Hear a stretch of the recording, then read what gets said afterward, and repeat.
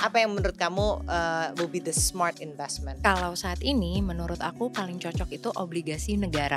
Ini tuh mirip dengan deposito dan semua orang udah hampir tahu cara kerja deposito. So kalau kita mau shifting ke investasi, cari yang kita tahu cara mainnya. Saat ini saya bersama dengan teman lama, adik kelas, Alia Natasha, seorang financial advisor. Kamu itu harusnya lebih takut dimiskinkan oleh market daripada dibikin kaya. Karena uang yang kamu punya jika tidak diinvestasikan saham, dipilih saham yang secara benar, itu akan membuat kamu jauh lebih miskin cepat dan biasanya merusak hidup kamu.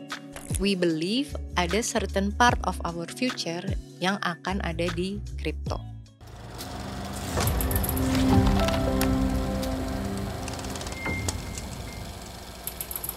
Selamat datang, Alia. Hai, thank you for inviting. Akhirnya ya. Akhirnya kita kenal dari zaman kuliah. Aku teman baik kakaknya Alia. Kita satu kampus sebenarnya, satu alma mater, satunya UPH komunikasi. Ini senior idola. Enggak, dia ngomong gitu karena ada di sini sebenarnya. Ntar kita uncensored aja semuanya. Nah, Okay. Alia kamu lahir di Jakarta 25 Januari. Yes. Wow, oke, jadi Aquarius ya. Aquarius banget.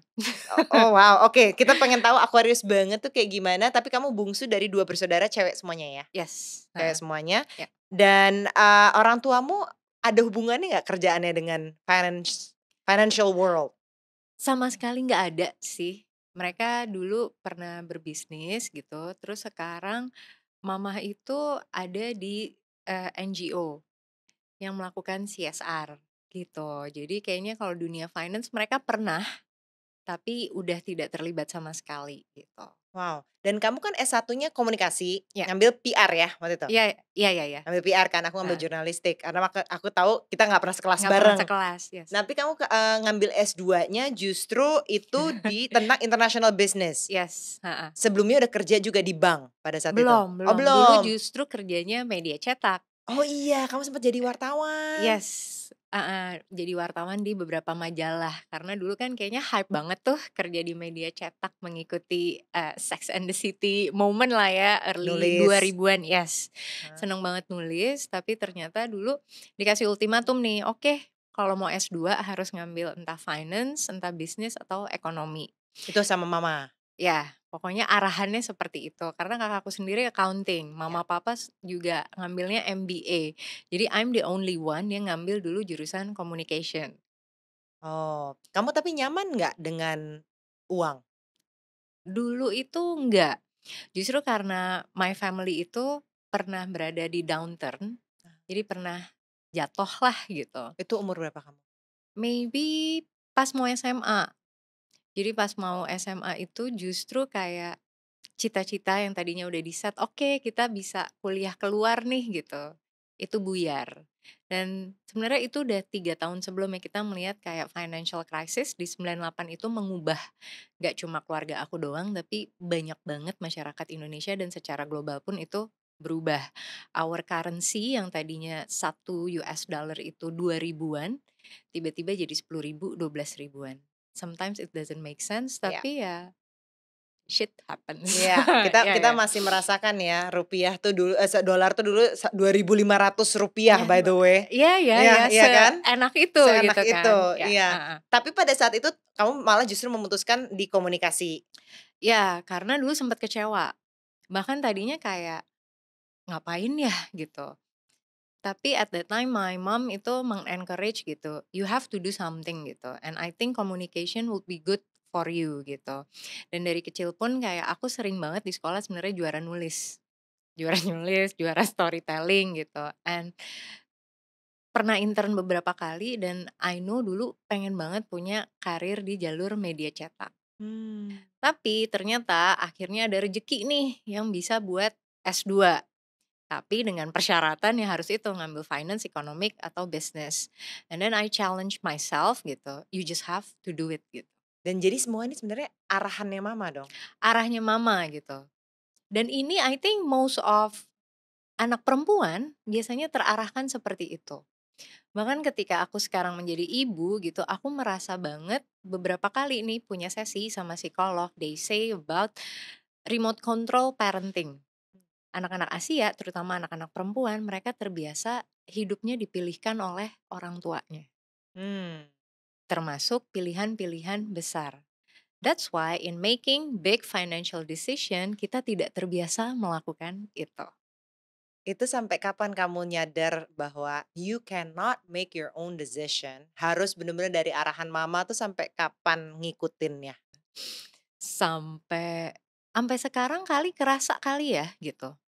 Oh, tapi baru disadarkannya justru mungkin setelah bekerja gitu. Selama ini I never make a really big decision for my life gitu. Dari sekolah kita semua ditentuin, sampai jurusan kuliah pun aku ditentuin gitu. Bahkan ketika S2 pun itu ditentuin. Mmm. Bahkan sampai kerja pun tadinya pas pulang kerja aku mau balik nih ke media, and then Pulang dari pulang Inggris? dari Inggris nih Heeh. abis S2. Terus ibuku bilang, "No, you have to try jadi management trainee Di bank? di bank." Which is menurut aku itu salah satu yang paling susah. Karena tes masuknya mesti ada GMAT atau semacam TOEFL dan segala macam. Tapi turns out dari 4 proses MT yang aku ikutin, aku lolos di 2 bank. Mmm. Jadi sometimes kita tuh nggak tahu strength kita di mana gitu. You just have to try sampai you don't know the limit of yourself gitu. Tapi ketika akhirnya kerja di bank itu sebenarnya umurku udah agak telat ya. Jadi Mmm. MT itu sekitar 27 tahun gitu. Emang aslinya berapa sih kalau MT? Aku nggak pernah Oh, oke. ikutan soalnya. Biasanya kalau MT itu anak-anak fresh grad atau kalaupun S2 biasanya mereka udah dari 24, 25. Jadi ketika batch itu ada, aku tuh nih yang paling tua. Akhirnya kamu nyadar itu zona nyaman untukmu, itu pas kapan? Jadi selama masa trainee itu 3 tahun itu sangat tidak nyaman. Oh. I was crunching the number ya kan, terus berkenalan dengan aplikasi-aplikasi yang tidak pernah aku sentuh sama sekali gitu, sampai akhirnya kenalan sama dunia investasi. Di situ aku bisa melihat betapa the really rich people can grow money in their sleep. Cuma naruh di bank, nemu Mhm. trusted relationship manager, and they make a really good advice, and the money just grow. Oh bisa Mmm. ya, turns out like that. Dan ketika itu baru ngerasain yang namanya juga dikirim training-training ke luar negeri. Mmm. Kenalan dengan teman-teman dari luar negeri. Oh ternyata our own capacity and capabilities itu terus ke-build. Dan justru kamu tahu, oh di luar sana limitnya tuh unlimited gitu. Mhm. Kalau lo udah ngerasa hebat nih misalnya di Indonesia, the limit lo tuh berarti udah nggak di Indonesia, you need to seek another ini gitu. Ini in terms of like being what, investor relation kah atau apa? In terms of many things. Jadi kayak misalnya ketika kita di-develop untuk training gitu, oh ternyata lo bisa excel di tempat lain. Mmm. Not just as investment, bahkan waktu itu aku dapat award itu sebagai leader in a leadership untuk regional level. Yang tadinya siapa sih nih anak PR, anak komunikasi yang who gitu. Mmm. Tapi turns out ketika you really put your mind and your focus into something that you really want to excel, you make it happen. Itu ketika sudah, kenalan dengan dunia investasi di bank yang kedua? Bank yang pertama, Bank yang pertama, ya. kemudian? Kemudian nggak lama 3 tahun di bank pertama dapat job di bank kedua. Ditawarin sama bosku dulu yang di bank pertama. Pindah, jadi kamu diajak gitu? Pindah diajak. Jadi it's like an easy move gitu. Dan ternyata one thing yang aku sadarin, pindah kerja itu tuh nggak segampang itu. Mmm. Tapi satu hal lagi yang aku belajar, selama kamu have a really good value dan skill yang diperluin sama bos kamu akan ngajak kamu kemana aja. Kamu apa waktu itu value and skill-nya? I was really good at making report and presenting. Oh. Jadi ini ya, ternyata salah satu skill Ah hah. yang nggak banyak orang punya itu adalah presentation skill. Gimana cara kamu men-summarize data into one report and then presenting it. Mmm. Dulu aku diajarin ada data-data yang memang bagus untuk di-highlight, di-present, dan ada data-data yang sebaiknya memang tidak kamu present. Apalagi untuk misalnya presenting data ke management. They only have like 5 to 10 minutes gitu. Gimana caranya kamu punya 3 slides of presentation yang bisa mengakomodir seluruh informasi yang ingin mereka dengar, yang ingin mereka tahu ada masalah dan ada solusinya. Mmm. That structure of presentation itu nggak akan aku dapat kalau aku nggak diajarin sama bos-bos yang aku temuin sebagai mentor. Oke. Dan kamu berarti, teliti juga dong ya dalam ketika membuat report itu Nah dulu tuh nggak. oh, Sampai aku ketemu bosku yang bisa meneliti sampai double space. Ini kamu double space nih. Wow, dari kacamata jauhnya aja dia udah bisa melihat gitu. And then kamu jadi tertantang kan? You really need to put your finest effort. mmm, Dan di bos ketigaku, akhirnya aku pindah lagi nih. Aku jadi asisten strategis dari CEO multinational company Swiss, mmm, perusahaan Swiss. mmm, Dia bilang gitu, "You know what make Switzerland as one of the greatest and richest country?" gitu. Apa sir? Gitu. We only produce the finest result. mmm. Dan itu kayak tamparan keras gitu. Apakah selama ini saya sudah mendeliver finest result? Apakah kita sebagai masyarakat Indonesia udah bekerja sesungguh-sungguh itu? So, menurut aku ketika kamu punya bos yang bisa jadi mentor, yang bisa ngangkat kamu gitu, value kamu akan terangkat, your life principle akan terangkat, network kamu akan terangkat, dan yang paling penting nantinya income dan net worth kamu juga keangkat. Dan berapa lama di multinational company ini? 3 tahun juga. 3 Jadi tahun? kayak 3 tahun, 3 tahun, 3 tahun gitu. Dan akhirnya memutuskan untuk independen setelah dari Nah multinational company ini? nah you know working di multinational company itu is a very long hours, ya Mhm. kan. Although misalnya compensation-nya itu really good gitu, tapi in return ya lo work long hour. Nah, itu udah jeda 5 tahun dari anak pertama Mmm, dan aku pengen banget segera punya anak kedua. I think like my maternal instinct tuh kayak it's about time deh gitu. mmm, Dan kayaknya waktu itu udah 34 menuju 35 gitu. oke. Jadi ketika kamu nikah punya anak pertama tuh masih di bank pada saat itu? Masih, justru ketemu Oke, jodohnya di di bank? bank. Oh ya itu juga mungkin harus ikutin apa kata ibu tuh gitu. Siapa Kalau tahu dapat nggak ketemu rezeki jodoh, iya rezeki iya iya jodoh iya iya, juga. bener Oke, banget gitu. terus? And then ketika mau resign kayak bingung ya gitu, ambil unpaid leave atau enggak nih gitu. Dan ternyata satu hal yang aku pelajarin selama kita kerja, dari misalnya kita sekolah, nobody ever taught me perempuan tuh ada career break-nya. Mmm, Kayak kita dipersiapkan jadi ibu, tapi no one ever advise me gitu. One day kalau kamu berhenti bekerja dan menjadi ibu, what would you be? Dan itu seperti tamparan keras. Jadi di satu sisi gue pengen program hamil, tapi di satu sisi kok gue merasa useless ya gitu. mmm. Mama kamu kerja nggak? Kerja, sampai Mmm, sekarang dia 61 iya, juga masih masih kerja, aktif? ya Ya, kan. Jadi kakakku kerja, jadi mhm, dikelilingi perempuan-perempuan pekerja, dengan aku tidak bekerja, it makes me feel guilty and less value gitu. mmm, Dan kita terbiasa kerja jadi karyawan.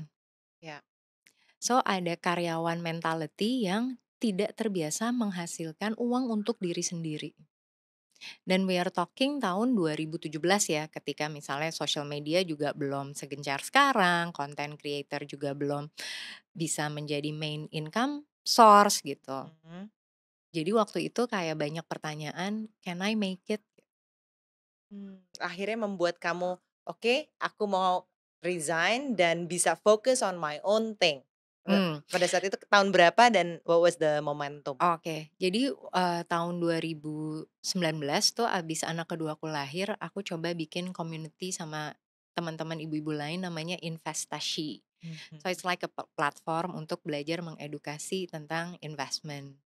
Tapi it didn't work well, and then tahun 2020 ada temenku ngajak partneran untuk bikin e-magazine. mhm, Karena dia tahu aku suka nulis gitu dan tadinya aku kontributor, terus diajaklah untuk berpartnership di sini.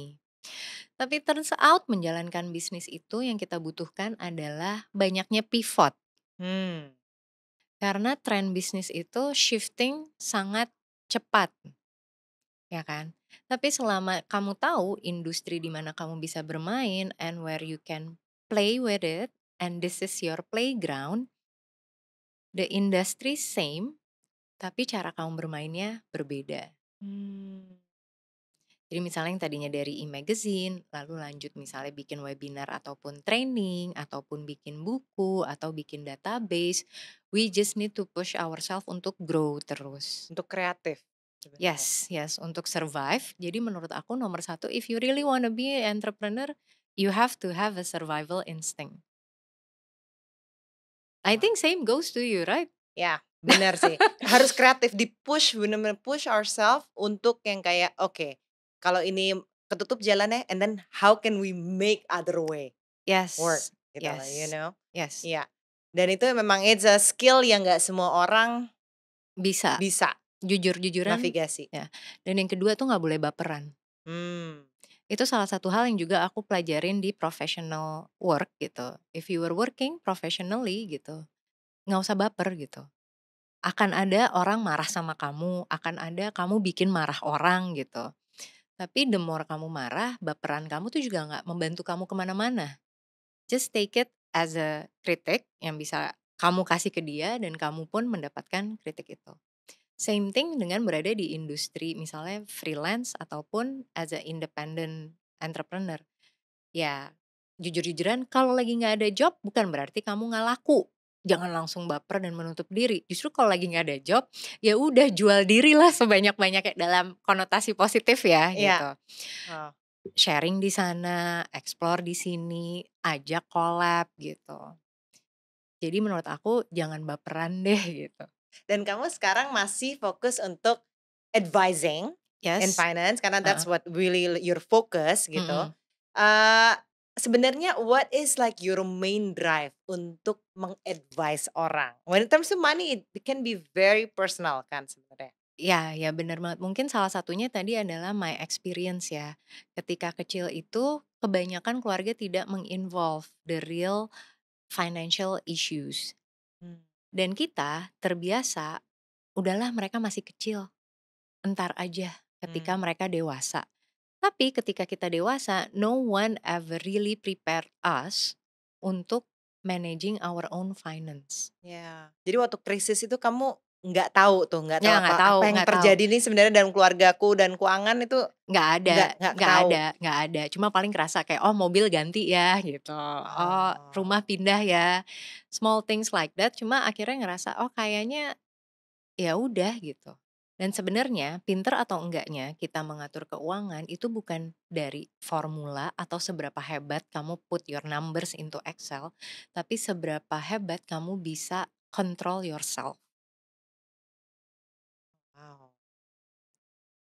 Ini kamu tahu ini dari semenjak kerja di bank, semenjak yang involved di investasi itu? Yes, because I met a lot of people juga kan, Mhm. kayak ada ibu-ibu yang very good dalam menjaga tabungannya, ataupun kayak orang yang kaya aja masih ngitungin sedetail apapun itu, Mmm. uang yang masuk ataupun uang yang keluar gitu. Dan aku juga memperhatikan gitu, gak semua orang yang kerja di bank itu juga hemat.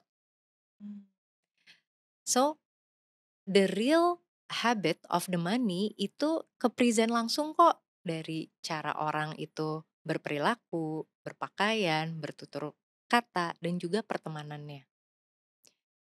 Nggak bisa bohong that social interactions itu put a social pressure juga, Of course, ya kan? banget banget. Kalau gitu sekarang kita ngobrolin soal investasi. Ya. Sekarang ini kalau kita bicara dengan kondisi Indonesia saat ini gitu ya, di mana juga sekarang lebih banyak orang jadi independen, freelancing. Oke.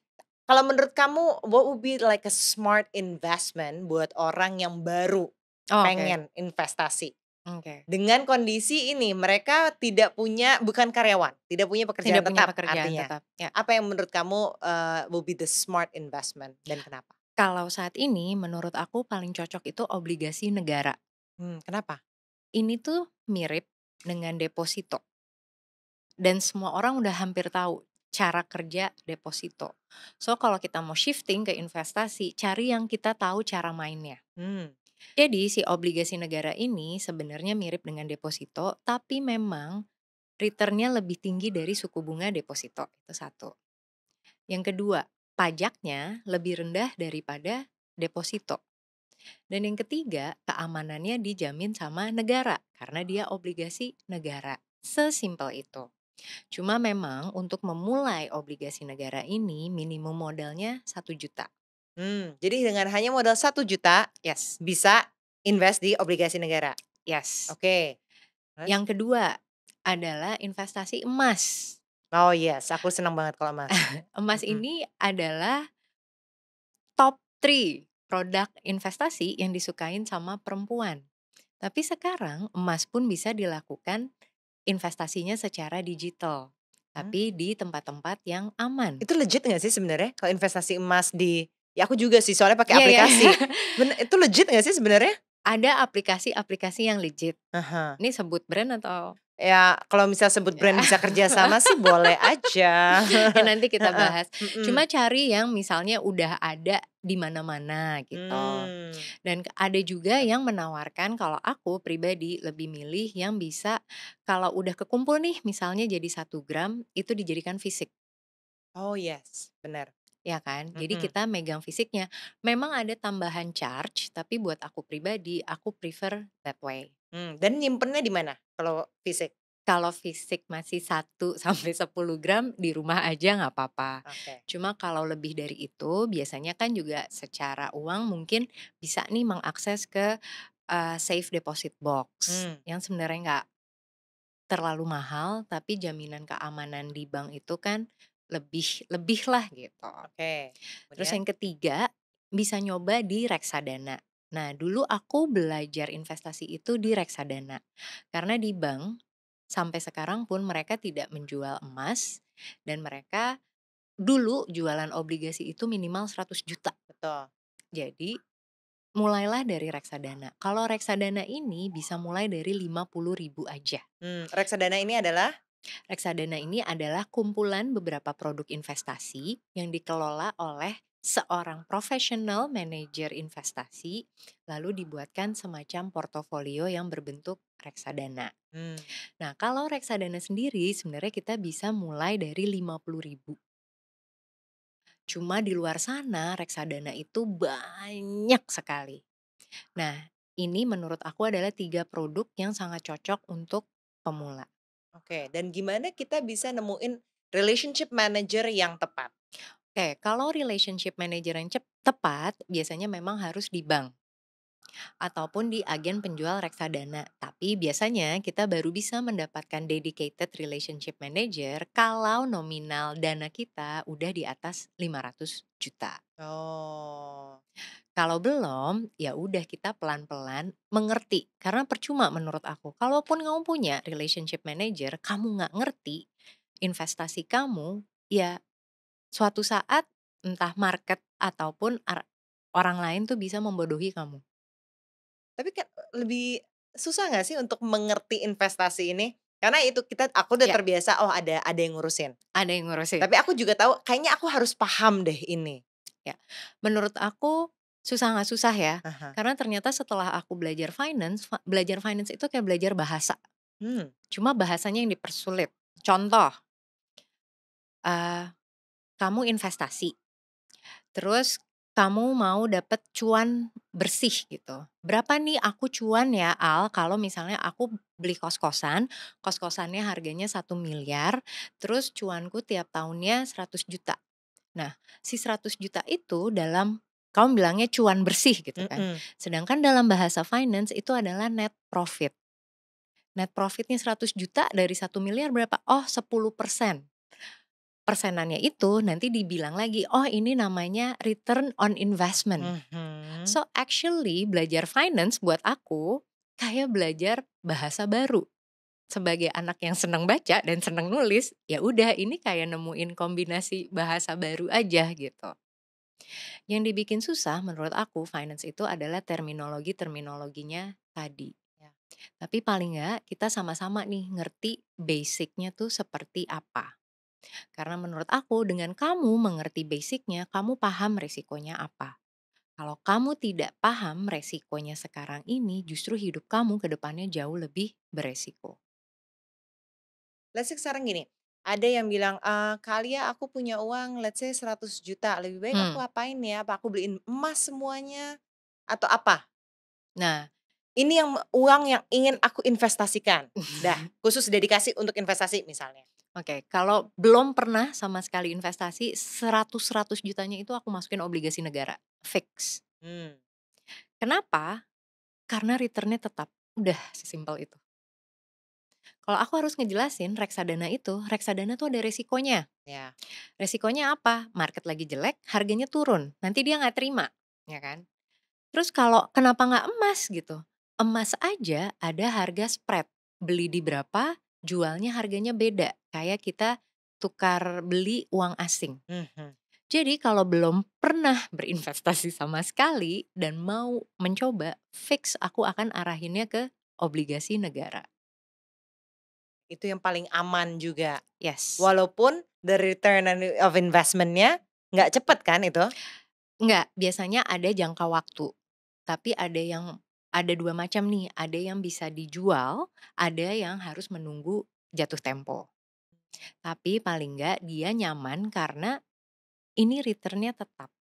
Ini negara loh yang nanggung gitu. Bukan perusahaan yang bisa dipilotkan, bukan orang yang me-manage, ini memang negara mengeluarkan surat utang untuk membangun negara Indonesia. Mmm, Dan kita membeli ini turut loh menyumbang gitu. mmm, Dan nggak usah khawatir kalau mau yang syariah, ada juga yang syariah. iya. Kalau misalnya kita ngomongin yang lebih beragam lagi deh sekarang, Hmm, kripto gitu ya, misalnya. heeh, Kalau kamu pandangan kamu tentang kripto gimana? oke. Ini menurut aku ya, Mhm, correct me if I'm wrong. Jujur dalam posisi aku sekarang kriptoku, merah, sama, loss. mhm, Tapi aku discuss sama suamiku dan kita believe there is some part of the future itu ada di kripto. mmm, Karena anak-anak sekarang Gen Z dan di bawahnya Gen Z ini percaya dengan independensi. mmm, Yang mungkin nanti negara-negara ini tidak begitu dipercaya dengan political leadership decision-nya. Secara global ya iya gitu. iya, Karena banyak politician-politician kayak misalnya sekarang nih gitu, yang tidak menyuarakan rakyatnya tapi menyuarakan partai-partai pilihannya. Terutama misalnya di barat-barat sana. iya, So many uh, people yang demonstrate untuk ceasefire, mhm, tapi political decision country-nya tidak setuju dengan hal tersebut. mhm, Dan kita juga bisa melihat gitu, kalau yang namanya cryptocurrency ini memiliki seasonnya sendiri atau bisa dibilang halving. Dan setiap halving itu sebenarnya harganya naik karena secara kuota tetap sama tapi mereka di breakdown lagi dalam bentuk halving tersebut. Jadi kalau ditanya punya kripto apa enggak? Masih punya, masih berdarah juga gitu. Tapi ini my personal opinion ya, iya bukan iya. ajakan untuk itu. We believe ada certain part of our future yang akan ada di kripto. Jadi kalau mau beli sekarang dong nih lagi jatuh banget? Sekarang justru lagi naik juga. Lagi naik lagi ya? Ya, dan ini Mbak yang aku pelajarin ya, semua produk investasi itu ada seasonnya. Jangan pernah mengejar ketika lagi tinggi. Dan kalau udah cuan, udah dapat profit, jual, jual. Walaupun itu emas gitu? Emas itu kalau disadarin, emas itu akan naik kalau krisis. Any conflict, any wars, naik harga emas. Tapi kalau tidak ada dalam keadaan baik-baik aja, harganya tuh melandai. Makanya ketika COVID kemarin naik gitu, ada krisis, harganya spikes. Yang dari 700 ribuan bisa ke 1 juta 100 ribuan. Walaupun sekarang berada misalnya di 900 ribuan gitu. Dia akan membentuk harga baru, tapi untuk naik biasanya memang membutuhkan krisis. Hmm, interesting. Ya, Wow, jadi oke, kalau kripto, biarkan itu berdarah. tapi tergantung koinnya ya. Oke, oke. Kan Jadi apa ada kalau kamu apa koinnya? aku standar lah masih Bitcoin, Mhm.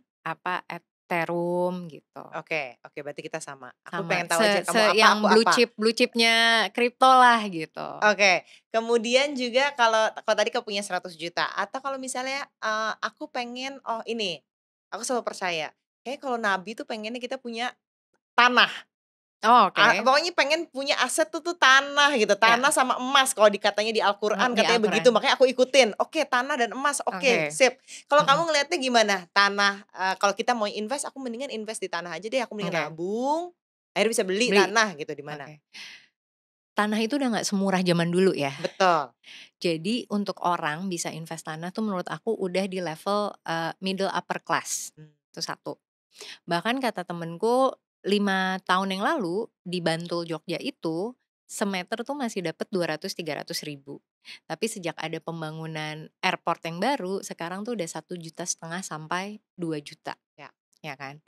Nah pertanyaannya dalam Al-Quran itu, tanah ini akan dimanfaatkan atau enggak? Mmm, Jika itu menjadi tempat tinggal itu biasanya adalah liabilities, akan ada expenses. Tapi ketika tanah itu dimanfaatkan, entah misalnya untuk ruko berdagang gitu, atau tempat kos-kosan, atau pertanian atau perkebunan, maka manfaatnya akan berlimpah, betul, harus dimanfaatkan tanahnya. harus dimanfaatkan. Kalau cuma didiamkan, sorry to say, yang ada kita harus bayar uang maintenance Betul. sama uang pajak yang juga enggak murah. Bukannya aku menentang apa namanya invest tanah, tidak sama sekali. You go ahead kalau punya. Tapi yang harus diperhatikan satu, kita tahu ya bumi ini makin kecil, ya kan? Dan biasanya di daerah-daerah tertentu itu ada concentrated risk. Kalau misalnya mau investasi tanah, yang harus kita lakukan juga adalah diversifikasi lokasi. Mmm, artinya? Artinya, kalau misalnya aku udah punya tanah nih katakannya di Jogja, amit-amit kayak misalnya kejadian Jogjanya gempa lagi. Aku punya 5 tanah nih, 5 properti di Jogja. Kalau suatu hari gempa, lima-limanya habis nggak? Tapi ketika misalnya, oh satu di Jogja, satu di Jakarta, satu di Bali gitu. Jika satu lokasi kenapa-napa, oh yang 2 nih masih ada. Oh ternyata investasi itu nggak cuma diversifikasi produknya, tapi Mmm, diversifikasi lokasi. oke, wow, kalau punya di 5 lokasi sih berarti aku tuan tanah kalau gitu Iya, kan ya. menuju sana Heeh, menuju sana, dong. bukan mafia tanah loh, tuan Bukan, tanah, itu bukan. beda, jelas. Dan mungkin selain Aha. kripto sebagai mata uang, diversifikasi currency. Nah, itu aku mau tanya, itu kalau currency gimana? Karena aku inget banget waktu pandemi, Mmm, buruan beli lira nih, beli euro, beli ini itu nih, bentar pasti naik lagi gitu soalnya. Ada deh ya, beberapa yen deh juga kalau nggak salah waktu itu. ya. Itu gimana kalau forex? Nah, kalau forex sendiri menurut aku ini tergantung kebutuhan dan tujuan jangka panjangnya. Mmm, Kalau memang kamu ada kebutuhan, misal gitu, "Oh, aku mau beli rumah nih di Jepang." Ya udah, berburu yen. mmm. Tapi kalau nggak ada kebutuhan, ngapain punya yen? Kecuali kamu tradingin ya secara forex nih gitu. Trading yang bener-bener jual beli. Jual beli, Oke. ya. Cuma di satu sisi aku tuh ngerasa betapa pentingnya kita punya, diversifikasi dalam currency adalah tahun 2010 itu aku ke China, itu satu yuan Rp1.000. Tahun ini satu yuan itu 2.200, oke. Jadi dalam kurang lebih 10 sampai 13 tahun naik 100% lebih si yuan. 3 kali aku umroh. Waktu SD aku umroh itu satu rial Saudi Rp500. 2012 aku umroh itu sekitar 3.000 won, 3.000 lah anggap. Desember ini 2023 aku umroh itu udah 4.100. Jadi bahkan aku berharap gitu ya, maaf nih ada pesan-pesan politik siapapun presidennya, ini paling nggak bisa ngembaliin dong rupiah ke 10.000 gitu. Sekarang kan 15.000. Kalau rupiah balik ke 10.000 aja berarti kan mestinya anggaran haji bisa ke korting 30% nih selama rupiahnya ini terapresiasi. Tapi kalau ngelihat trennya, the world trend sama tren ekonomi Indonesia, Nah, rupiah bisa bakal ini lagi nggak? mungkin bisa tapi pelan-pelan kali ya. Paling nggak balik dulu deh ke 13.500. Pre-Covid tuh kita ada di sekitar 13.000. Karena kita ini kan sebagai negara yang kekuatannya juga diekspor dan devisa kita juga banyak dari misalnya ekspor-ekspor oil, batu bara. Jadi memang ada kebutuhan dari kurs di angka tersebut gitu. Malah justru kan ada ketakutannya, apalagi tahun Tahun politik gitu ya, ya. itu lebih kepada kayak, oh dolar bakal menguat nih, bakal heboh gitu semuanya. Kalau kamu ngelihatnya gimana dari segala data? Oke. Mungkin kalau dari segala data, dolar mungkin akan masih di 15.000 aja ya gitu. Justru sekarang yang menarik adalah aku melihat karena baru pulang nih ya gitu dari Saudi gitu. It's another new level. Negara Arab itu udah bukan negara Arab yang kayak dulu. Pembangunannya di sekitar dari Saudi Arabianya, Qatar, Oman, terus Dubai, itu it's another level gitu. Jadi justru aku melihat kayaknya maybe a global development-nya itu nanti akan shifting nih. Karena mungkin masa Cina udah berakhir tapi Saudi lagi dikebut gila-gilaan. Dan maybe it's a really good untuk kita misalnya mulai melirik gitu ke arah sana gitu. Pertanyaannya dengan dolar yang terus menguat, tapi apakah kiblat pembangunan, kiblat pendidikan, kiblat transaksi dunia itu apakah masih di US dollar? Maksud kamu melihat ke arah sana, itu artinya maksudnya apa? Sebagai kita nih, sebagai Oh, warga? mungkin 10 tahun lagi kali ya gitu. Justru aku melihat maybe the world itu kan selalu shifting ya. Kalau belajar dari misalnya history gitu. Dulu Inggris memegang masa jayanya misalnya. Dari Inggris World War kedua Amerika. Lalu kita melihat 15 tahun terakhir tiba-tiba China booming pesat. Nih after China nih negara mana lagi gitu. Kalau menurut aku pasti ada peta-peta perpindahan global ekonomi yang bisa beralih. Superpower, Yes, superpower. superpower shift kalau di geopolitik kita bilangnya. Yes, benar. Oke, menarik. Nah, sekarang aku pengen ngomongin investasi untuk perempuan. Oke. Terutama kita ngomongin dulu deh dari yang sekarang nih anak-anak muda ini, mereka udah bisa cari cuan sendiri, punya beberapa pekerjaan bahkan, jadi Yes. beberapa sumber income di Ya. situ pada saat single. Nah, kalau kamu tetap push mereka untuk ke obligasi, Enggak. apa kalau kita? Ini oke, kita ngomonginnya fresh grade kah? Ya fresh grade baru ya mungkin kayak udah kuliah atau tapi kan mungkin sekarang anak-anak Ini kuliah yang pun juga udah punya banyak millennials kerja ataupun Gen ya. Z ya. Heeh, pokoknya banyak yang indie Ini workers kan. iya. Yes. Oke, kalau aku saranin kalau boleh upgrade yourself sama knowledge itu sampai bisa paham saham. Oh. Karena saham memang salah satu investment product yang high risk tapi bisa memberikan high return. Dan saham ini bukan mainan. Aku tuh sebel banget bilang orang kayak main saham. No, saham is a business.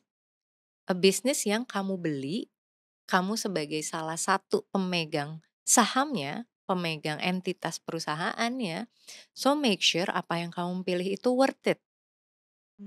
Dan harus bermodal berapa? Kayak misalnya mereka mau Mau mencoba mencoba. 100.000. Oh, oke. Very decent kan? Iya dong. Ya kan? Untuk mencoba ya gitu. Aku selalu bilang, cobalah dari uang yang kecil. Tapi konsisten cari profitnya.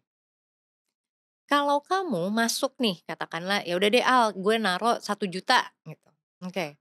1 juta kamu profit 5%, konsisten aja. 2 bulan sekali deh, 2 bulan sekali. 5% kali 2 bulan sekali dalam 1 tahun, kamu udah untung berapa? 2 kali 6, 30%. Dan kamu tidak harus trading atau main saham setiap hari. Intens gitu nggak perlu? Enggak. Kamu cukup memilih saham yang bagus di waktu yang tepat. Yaitu? Waktu yang Cuma tepat memang apa? ada oke. Tadi kan aku bilang setiap produk investasi ada musimnya. Oke. Ketika kita melihat misal harga BBM naik, besokannya pasti saham BBM naik. saham-saham berbau minyak tuh naik, sesimpel itu.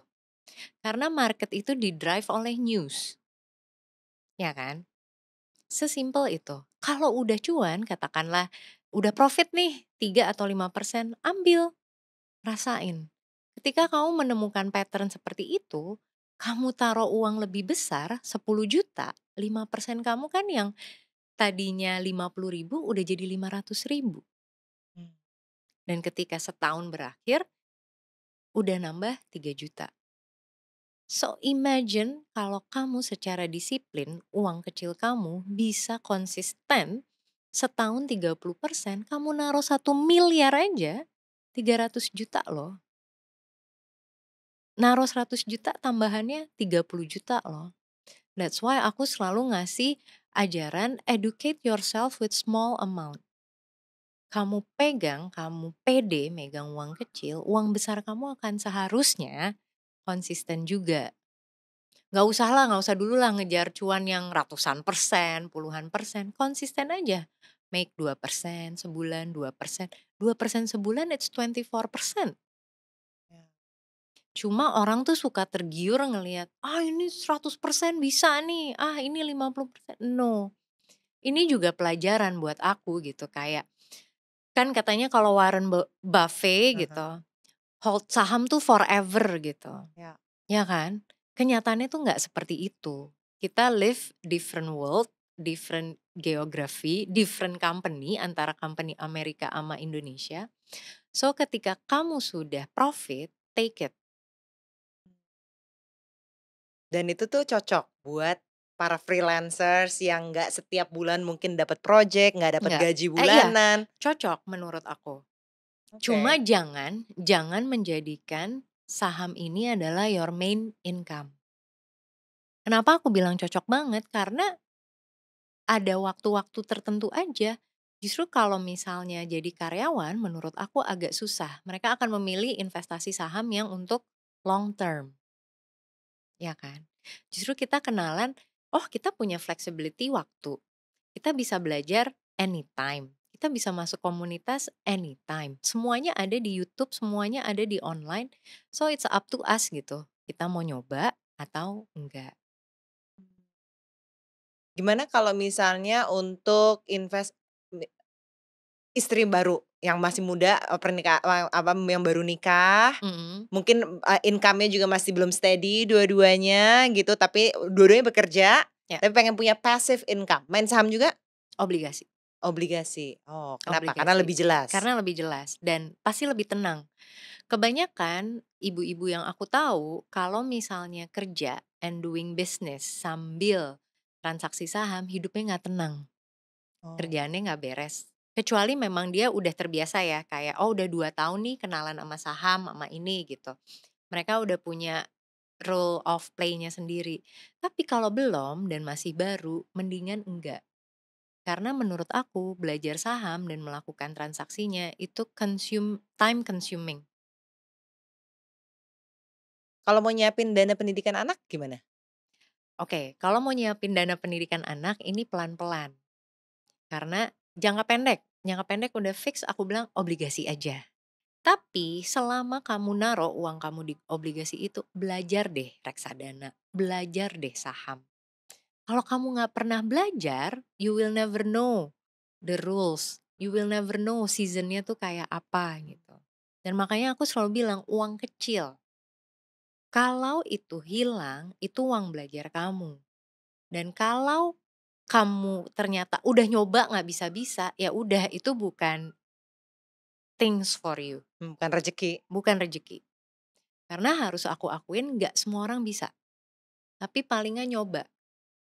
Kalau kamu udah nyoba dan kamu bisa, ini additional income yang oke banget. Mmm.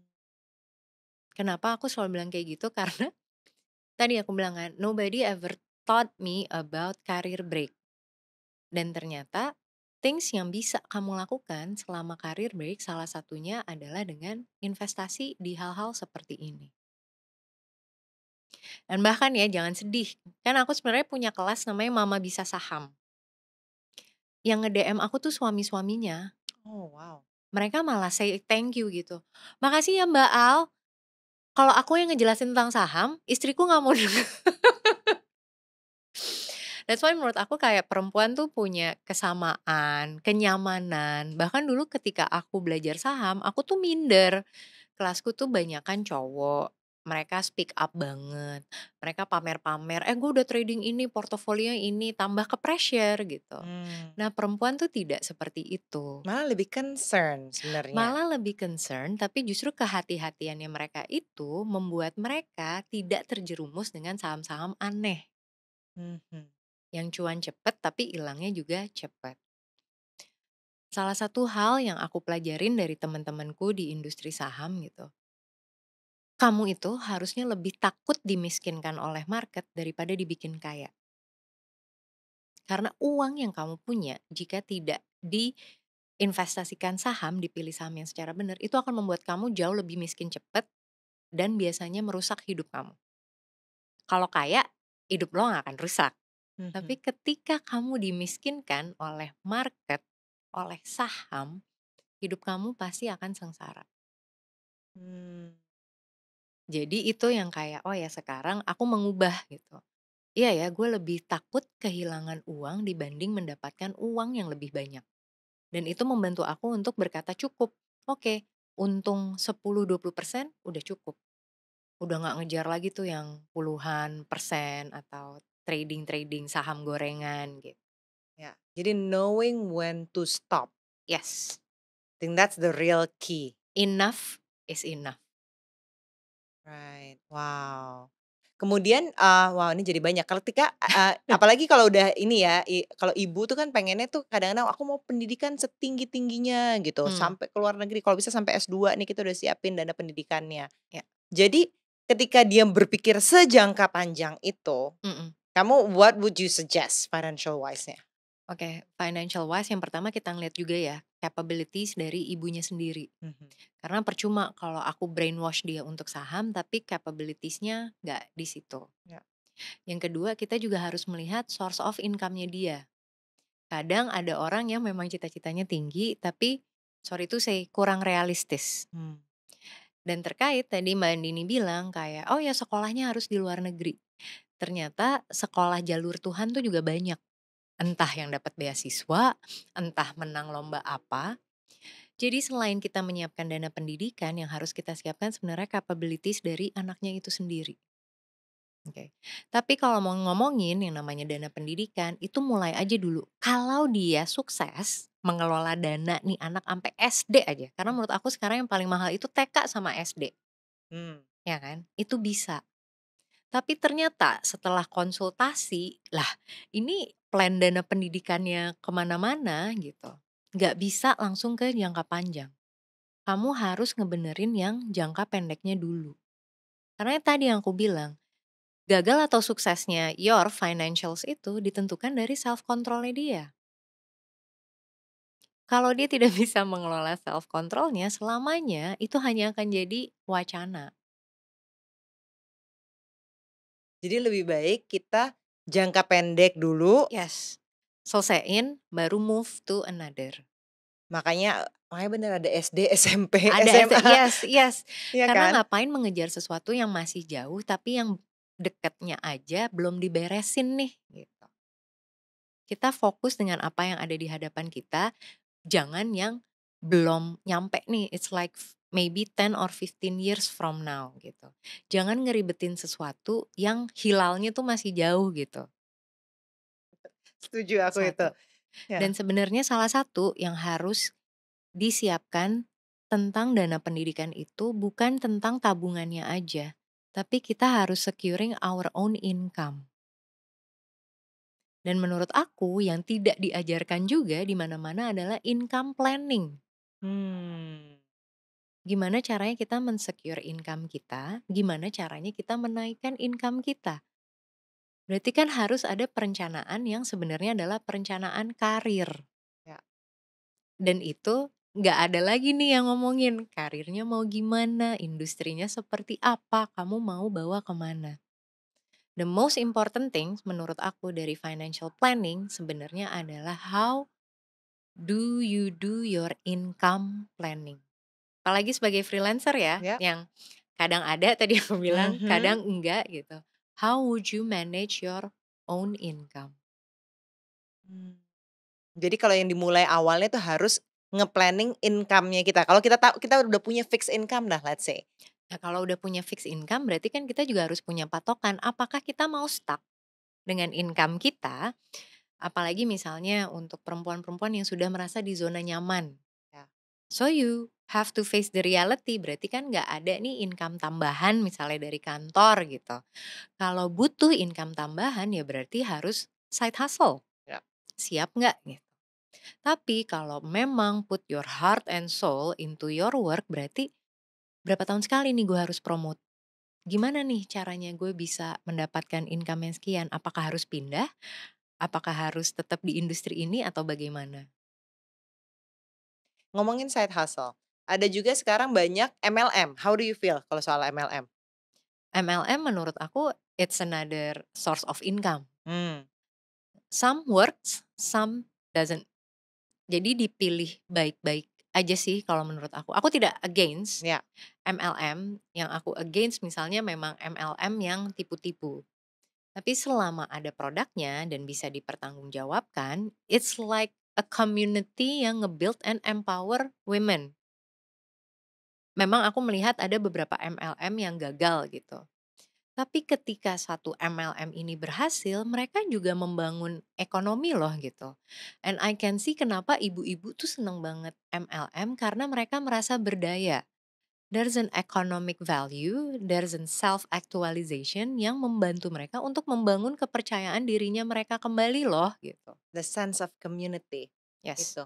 Itu Heeh. sih sebenarnya benar, itu aku setuju. Tapi benar aku setuju juga memang harus ada produknya, Yes. something tangible gitu Ya, kan ya, ya. sebenarnya. Nah kamu, kayaknya kan for sure like what to suggest to people. Kalau kamu diterapin ke diri kamu sendiri gimana? Kayak to your marriage, to your kids, Hmm. kamu juga planning-nya ini nggak sesuai by the book? Ada masanya enggak. Aha. Kan freelancer kan tadi Iya. aku bilang. Ada masanya rainy season misalnya atau lagi kering kerontang gitu. Tapi I always make sure itu ada dana darurat. Mmm. Itu satu. Dan ada sebaik-baiknya kita berencana, ternyata Tuhan tuh punya rencana lain. Tapi satu hal juga yang aku pelajarin gitu, kalkulatornya Allah tuh nggak bohong. Kadang 2 kali 2 itu nggak sama dengan 4, tapi kamu bisa dapat yang jauh lebih berlipat. Cuma timingnya itu yang jadi ujian sama buat kita. Tapi sejauh ini yang masih on plan itu adalah dana pendidikan. Ya. Itu udah kartu mati lah gitu. Dan itu kamu persiapkan secara short terms itu? Iya, heeh, yang ini udah selesai. Biasanya kalau udah selesai satu nih gitu, aku istirahat dulu. Mmm. Oke 2 bulan misalnya, oh ya jadi kan ada dana yang disisihkan nih gitu. Kita self reward dikit atau healing dikit gitu.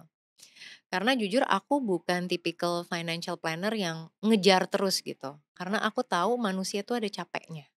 Kalau kita tidak enjoy our own life, our own income, buat apa?